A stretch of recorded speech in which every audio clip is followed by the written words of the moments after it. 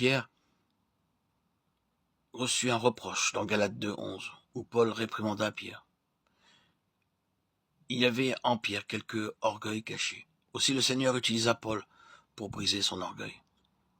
Les différentes sortes d'orgueil doivent être brisées de différentes manières. Paul lui-même était en danger d'orgueil spirituel. Et pour que je ne sois pas enflé d'orgueil à cause de l'excellence de ses révélations, il m'a été mis une écharde dans la chair, un ange de Satan, pour me souffleter et m'empêcher de m'enorgueillir. 2 Corinthiens 12:7. Nous pouvons être orgueilleux de nos connaissances ou de notre ministère, de nos visions, de nos songes ou d'autres non. Nous sommes tous exposés à ces dangers. Aussi Dieu utilise différents moyens pour nous humilier. De même manière qu'il utilisa une écharpe dans la chair de Paul pour le maintenir dans l'humilité. Nous ne savons pas jusqu'à ce jour quelle était cette écharpe. Ce devait être quelque chose de très pénible et insupportable de bien des manières.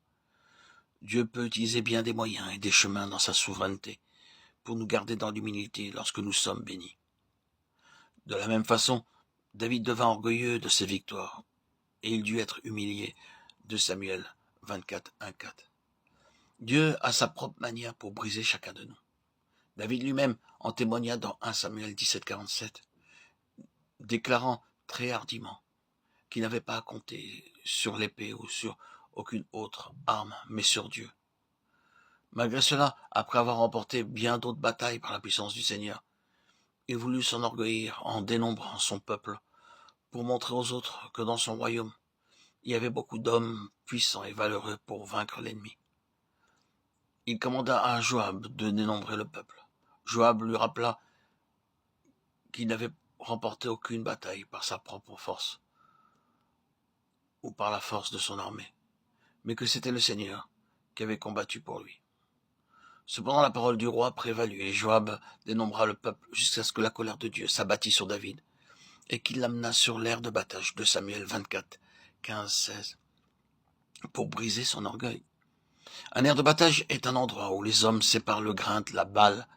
David commençait à tirer orgueil de sa connaissance, de ses projets et de ses plans. Mais Dieu lui dit, « David, pourquoi appelles-tu habileté ce qui n'est rien que de la balle ?»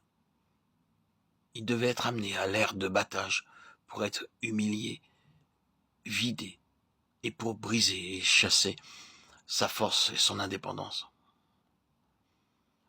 Dieu fait de même avec nous afin de nous rendre complètement dépendants de lui. C'est cette aire de bataille qui devint plus tard l'emplacement du temple de Salomon. 2 Chroniques 3:1.